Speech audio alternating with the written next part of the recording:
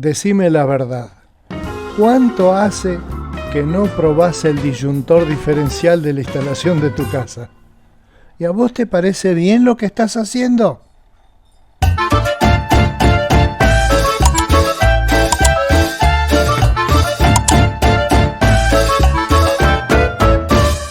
Disyuntor diferencial.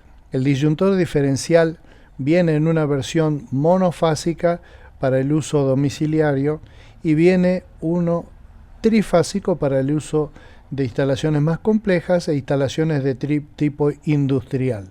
Si vos te fijás en este caso, el disyuntor diferencial que está aquí, que es un diferencial trifásico, tiene 4 contactos, es decir, es tetrapolar, como lo indica el circuito que está marcado acá. Se aseguran de que aún el cable de tierra pase derecho sin interrupción, como dice acá el circuito, por una medida extra de protección. Y este es el monofásico común, donde en la caja del tablero relativamente más pequeño de una instalación domiciliaria pequeña, la tierra va directamente pasando directa al lado del disyuntor. La llave termomagnética es diferente que el disyuntor, no son la misma cosa.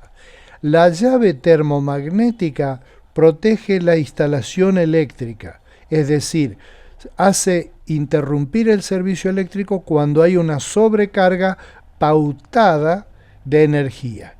Por un tiempo suficiente, una sobrecarga va a hacer saltar la térmica, de lo cual vas a encontrar un video acá en el canal dentro de unos días. Y el disyuntor protege la vida.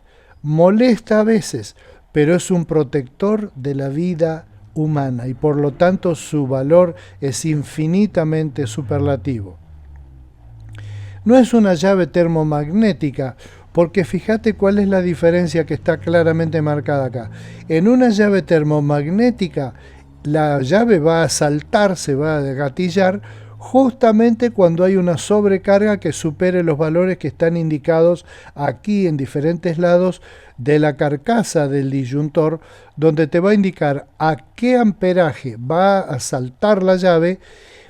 La indicación clase de la llave térmica, que no son todas iguales, te va a indicar a qué tipo de sobrecarga va a reaccionar y en qué tiempo. Por el otro lado, el disyuntor diferencial lo que va a estar monitoreando es la corriente de fuga del vivo a tierra. Los obreros realmente se salvaron de lo peor este pasado lunes. Justamente 3 trabajadores, 3 obreros se encontraban en una distribuidora de mercaderías en la zona de Obligado, aquí en el departamento de Itapúa, donde sufrieron una fuerte descarga eléctrica. El circuito cerrado de televisión captó los momentos cuando los mismos fueron, en este caso recibieron, mejor dicho, la descarga eléctrica. Estas personas fueron auxiliadas por bomberos voluntarios de las Colonias Unidas que llegaron. Lo bueno de este caso es de que estas personas afortunadamente no resultaron heridos de gravedad, compañeros. Pero todo el tiempo hay gente que muere, y yo quería poner, aunque sea una imagen de una electrocución a tiempo real, para entender que estamos hablando de la vida humana y no simplemente de algo gracioso. Hay uno que se llama Electro Boom, que te voy a dejar el vínculo ahí en el primer comentario fijado de este, que hace todo el tiempo experimentos en la electricidad que terminan en una explosión y le dan corriente a él. Pero él es un actor que hace eso y lo que hace justamente es para, en una manera humorística, llamar la atención sobre lo que significa este tema de la electrocución, que hace morir gente en la forma más terrible. En YouTube hay videos de eso, pero yo no quería cargar nuestra idea de nuestra mente con accidentes fatales, y eso son muy impresionantes. Simplemente llamar la atención a de que, como dijo alguien, es mucho más barato un disyuntor que un entierro. Así que te pido que tengas cuidado con la manipulación de la información que te estamos dando. Los efectos de la electrocución, es decir, cuando una persona queda expuesta a un contacto directo o indirecto, la primera cosa que se produce es la contracción muscular. Es decir, los músculos, cuando están sometidos a una corriente eléctrica pasando a través de ellos, involuntariamente, cosa que la gente que ha experimentado esto describe como recibir una patada o me tiró la luz. Pero en realidad los músculos que te movieron, que parecían una patada o un empujón que te tiró lejos, fueron tus propios músculos que fuera de control hicieron un efecto como un rebote y gracias a Dios que en esa experiencia que te tiró te desprendió del cable, porque si vos seguís conectado al conductor eléctrico o a la fuente donde estás obteniendo esa corriente, vas a quedar pegado, como dice aquí. Ese es un fenómeno que se llama tetanización, como la enfermedad que se llama tétanos, que lo que hace es que una vez que el músculo ha estado comprimido, en tensión por la electricidad, después de unos cuantos segundos, finalmente ya queda como contracturado, queda como si fuera acalambrado, no puede moverse más. Y es lo que llamamos la gente que queda pegada, es decir, la contracción hace que su mano generalmente, pero puede ser otra parte, se aferre al conductor que lo está matando literalmente. Y eso después pasa a la etapa de la necrosis, donde los tejidos sometidos al paso de la electricidad, como son tejidos orgánicos, compuestos en su mayoría de carbono y agua, conducen la electricidad y terminan produciéndose la combustión del carbono que está en la masa biológica que está expuesto a la corriente. Hay dos tipos de contacto, el contacto directo y el contacto indirecto. Acá hay ilustración de los dos. Este señor que vas a ver acá con un calzado de seguridad que está manipulando muy sonriente ahí, está arriesgando su vida porque si él toca accidentalmente alguno de los conductores va a tener un contacto directo, es decir, el conductor de la electricidad va a hacer contacto directo con él y él va a hacer contacto a masa a través de la superficie de los callos de sus pies. El contacto indirecto es cuando una persona toca un objeto que no debería estar electrificado, que no es un conductor, es un objeto, pero que ese objeto, por ejemplo, un piso mojado que está electrificado, y él lo toca y él puede morir por eso, como pasa muchas veces con las caídas de los rayos, donde muchas muertes se ocurren por el contacto directo del rayo sobre la persona y la persona a tierra, o del contacto indirecto, donde el rayo cayó en un árbol, pero la corriente que se genera alrededor de ese objeto en la tierra produce concentraciones de corriente no tan altas, pero distantes del lugar del foco donde cayó el rayo, que también son mortales o por lo menos muy dañinas. Pueden producir incendios, por ejemplo, para no mencionar siempre el daño a las personas. También puede producir el daño a las mascotas, puede producir el daño a otras cosas, las plantas, lo que fuera. ¿Cómo hace el disyuntor para sentir esa diferencia? Como dice el mismo nombre del disyuntor, es diferencial. Vamos a tomar por ejemplo este esquema eléctrico de un disyuntor acá. Aquí tenés la entrada de corriente eléctrica 220 en nuestro contexto. En los otros lados también es lo mismo. Aquí se ve que pasa por un bobinado generalmente toroidal, donde uno de los conductores está bobinado en un sentido y el otro de los conductores, en este caso estamos hablando de un disyuntor diferencial monofásico, es decir, en una sola fase de corriente alterna en la entrada.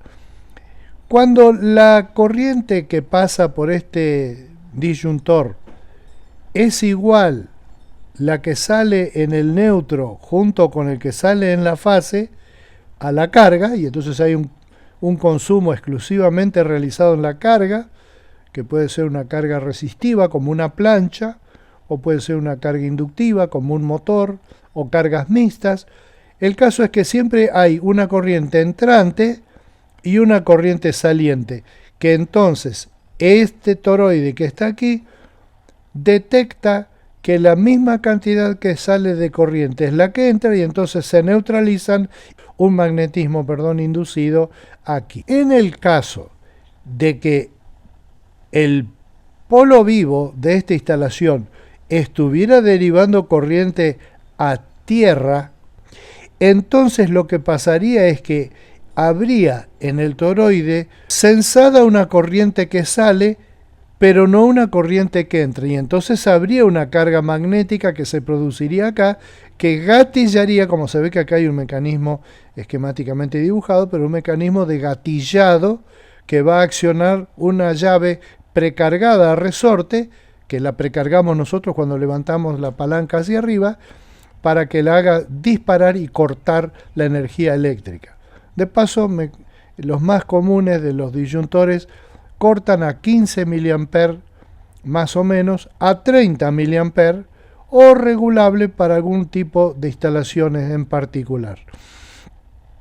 La posición en el tablero donde debe ir el disyuntor es a la entrada. Lo podés ver acá. Acá hay conectado en este tablero una llave general de corte, la llave general donde pasa toda la corriente y donde entra en el tablero de control de esa instalación, y ahí nomás pasa al disyuntor diferencial y del disyuntor diferencial a los disyuntores que son más chicos de los circuitos, de los diferentes circuitos. Estas llaves térmicas que están acá interrumpen los distintos circuitos, toma algún servicio especial o lo que fuera. Bien prolijamente marcada en esta foto de un tablero bien hechito, donde se ve claramente que los disyuntores están al inicio de los diferentes circuitos, y en este caso los vas a ver que se caracterizan porque tienen un botón de prueba, que es característico del disyuntor diferencial. Cuando nosotros elegimos un disyuntor, ¿qué criterios debemos usar? Básicamente dos. El primero es que la capacidad en amperios hora que indica el disyuntor sea superior al fusible de entrada. Superior al fusible de entrada. El disyuntor va a funcionar como una llave de corte, como una simple llave de corte. No va a realizar un corte por sobrecarga, pero debe ser capaz de soportar, sin destruirse, debe poder soportar la sobrecarga, aunque sea instantánea por unos breves segundos, de un eventual cortocircuito aguas abajo. Y el otro valor es la capacidad de miliamper, que debe ser la menor posible. En instalaciones domiciliarias, normalmente 15 a 30 miliamper. En algunas instalaciones más difíciles, como industria, o donde puede haber una carga distribuida en ambientes relativamente húmedos, etcétera, puede ser regulable con un pequeño tornillito que tiene el disyuntor. ¿Qué cosas pueden hacer saltar al disyuntor? Bueno, en principio, un contacto vivo-masa. Yo vi algunos videos en YouTube donde muestran a personas probando, haciendo contacto entre la entrada y la salida, el vivo y neutro, digamos, y lo que están haciendo no es correcto, porque el disyuntor diferencial va a estar buscando una diferencia entre la corriente de entrada y de salida de la instalación a través del disyuntor, y eso es un contacto vivo-masa lo que él está buscando, no un vivo neutro. ¿Se entiende, no es cierto? Vivo y tierra. Un contacto directo vivo-tierra lo va a hacer saltar sin hacer ruido ni chispa. Pero también puede ser suciedad, telaraña, algún insecto, un trapo mojado que esté próximo a la masa. Por ejemplo, en una caja metálica de luz que está a tierra. Una caja metálica a tierra. Hay una tela de araña. La tela de araña se mojó con la lluvia y eso va a hacer saltar al disyuntor porque está derivando una corriente hacia la tierra. Con que sea 15-30 mA ya va a ser suficiente para cortar el disyuntor. Una causa que muchas veces es difícil de encontrar, por eso lo primero que hay que hacer es desconectar todos los servicios que están conectados con enchufes o llaves en la casa, entonces ir probando sector por sector hasta encontrar esas pérdidas que impide que se enganche el disyuntor y que a veces son aleatorias, como lo de la tela de araña húmeda, que pasa los días de lluvia pero después se cura solo, y las cosas no se curan solas, hay que arreglarlas, hay que encontrar la vuelta y rociarlos con aceite de silicona o alguna cosa para evitar que eso siga ocurriendo. Un bobinado de motor puede ser ese culpable, un bobinado de motor, un relay que está parcialmente quemada. Las cosas no se queman absolutamente siempre. Por ejemplo, una heladera que tiene un motor que ya se recalentó y se quemó parte de su bobinado en la bocha, que es hermética y por lo tanto no hace olor. La quemadura del motor de la heladera no hace olor porque la hace en el interior de la bocha y del circuito de refrigeración, pero a través del esmalte quemado conduce electricidad del vivo a tierra, y eso puede hacer saltar el disyuntor cuando la heladera arranque o aún cuando la heladera esté parada mientras no esté funcionando. Depende de qué parte del bobinado se quemó. O un relay de un control o algo así. Otro objeto que puede producir el salto del disyuntor es la resistencia que traen algunos lavarropas para calentar el agua, o secarropas, u otros objetos que calientan el agua o alguna cosa como una freidora eléctrica o así. Cuando esas resistencias que son blindadas, cuando se raja el blindaje y el agua toca la resistencia, aunque la resistencia funcione, va a hacer saltar el disyuntor diferencial. Otro caso es cuando alguien que no sabía nada estuvo metiendo los dedos en la instalación y haciendo una conexión, y ha conectado sin darse cuenta o sin querer, ha conectado un artefacto entre vivo y tierra. Entonces lo que él ha hecho es conectar entre vivo y tierra, y lo que logra es hacer una conexión directa para que salte el disyuntor. Lo que yo hacía cuando trabajaba en electricidad y venía un caso así era preguntarle a la gente de la casa si habían hecho alguna conexión en el último tiempo, y la mayoría de las veces había ocurrido esto.